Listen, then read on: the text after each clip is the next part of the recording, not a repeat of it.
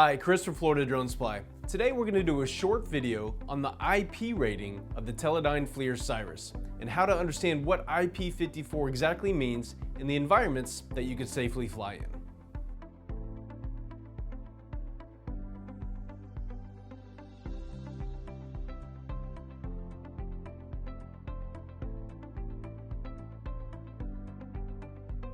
The SIRAS has an IP54 rating, meaning it has protection against dust and splashing water and rain. And to understand the IP or Ingress Protection ratings, it is a two-digit number. The first number, in this case of the SIRAS, is a 5. That's the level of protection against solids, and the second number, 4, is the level of protection against liquids.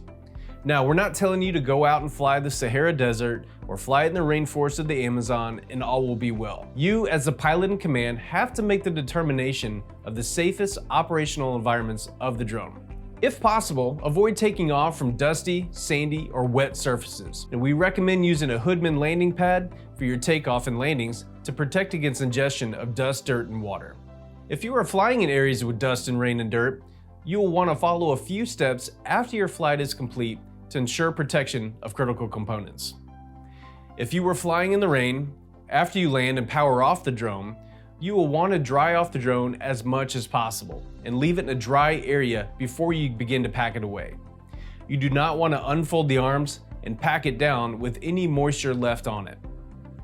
Once you start to break down the arms and disconnect payloads, the IP54 rating no longer applies. The IP rating is only effective when the SIRAS is in its ready-to-fly mode. And it would be a good idea to keep some towels and a can of compressed air in your gear bag so you can properly dry, clean your equipment, and store it down after your flight. If you have any questions or need technical support, give us a call at 855-8-DRONES or check us out online at floridadronesupply.com. As always, thank you for watching and have a great day.